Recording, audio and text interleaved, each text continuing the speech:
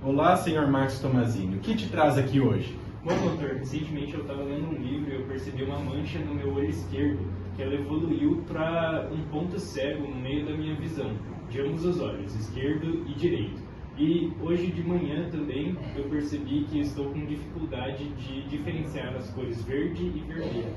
Então vamos fazer um mapeamento de retina e solicitar alguns exames. Certo. Sr. Tomazini, os seus resultados chegaram. E, infelizmente, você está cometido de uma condição chamada neuropatia óptica hereditária de Leber.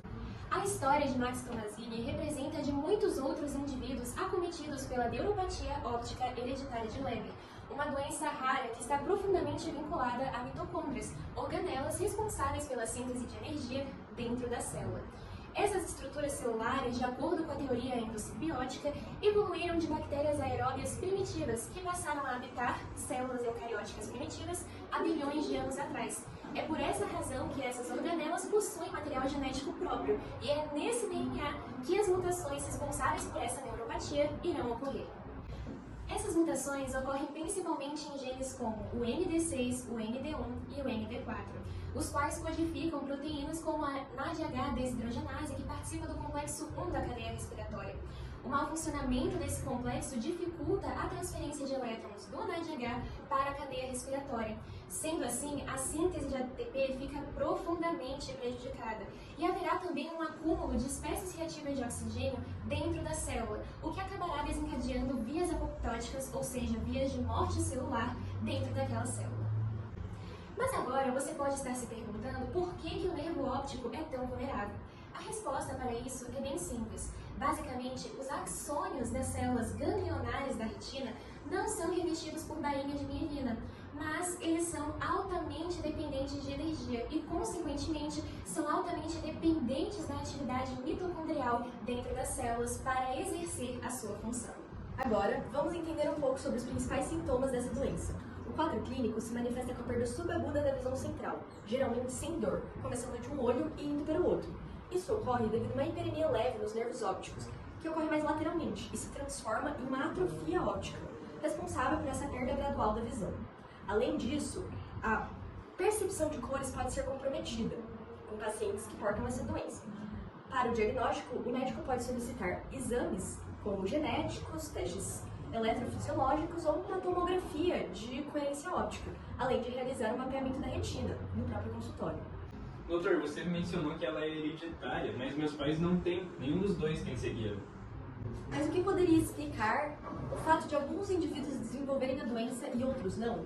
É aí que entra um conceito fundamental da biologia celular, a heteroplasmia mitocondrial, ou seja, a presença simultânea de mitocôndrias saudáveis e mitocôndrias mutadas em um mesmo organismo. Isso pode definir o desfecho. Quanto mais mitocôndrias saudáveis o organismo apresentar, menor os sintomas que ele vai apresentar. Isso explica o porquê dois irmãos, ambos herdados mitocôndrias da mãe, apresentam quadros tão diferentes. E tem mais, embora homens e mulheres herdem as mitocôndrias exclusivamente da mãe, por alguma razão os homens são muito mais afetados.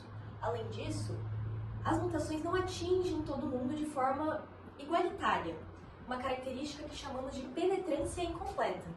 No fundo, estamos diante de um jogo de probabilidades, no qual os fatores genéticos não são decisivos para a doença. Também há influência de fatores ambientais e epigenéticos.